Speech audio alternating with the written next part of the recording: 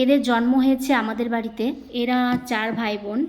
আজ থেকে প্রায় 15-20 দিন হতে চলল। এর মার কোনো দেখা নেই।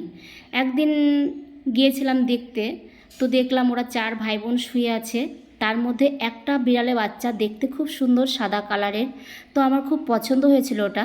আর 3টে ছিল এরকম কালার, দেখতে ভালো লাগে না, আমার তো পছন্দই না এরকম কালার।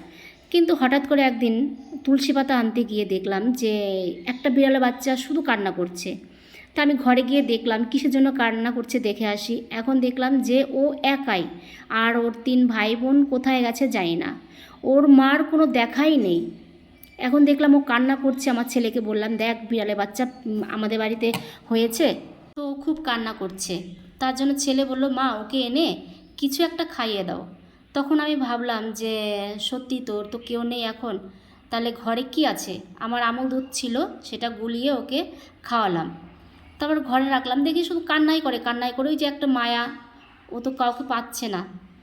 তো কি করব, আমি আবার কি করেছি, ওকে এনে কদিন রেখেছি আমার ঘরে, 3-4 দিন ছিল। তারপরে যেখানে হয়েছিল সেই ঘরে রেখে এসেছি। রেখে এসে ওইখানে খাওয়াতাম। এরকম খাওয়াতে খাওয়াতে একটা মায়া পড়ে গেল। যখন নাকি ওর খাবার নিয়ে যাই ওর কাছে, ওকে ডাকলে ও কোথায় থাকে একদম দৌড়িয়ে চলে আসবে আমার কাছে। তাই দেখো, আজকে ওকে আমল দুধ গুলে নিয়ে এসেছি খাওয়াতে। তো দেখো কিভাবে ও আসলো আমার কাছে, এখন খাচ্ছে, দেখো কি সুন্দর খাচ্ছে, কোনো কিছুই করছে না, খাচ্ছে। তো বন্ধুরা, আমার ভিডিওটা যদি তোমাদের ভালো লেগে থাকে তাহলে প্লিজ কমেন্ট করে পাশে থেকো। তাহলে ভিডিওটা আজকের মতো এখানে রাখছি। তোমরা সবাই ভালো থেকো, সুস্থ থেকো, টাটা।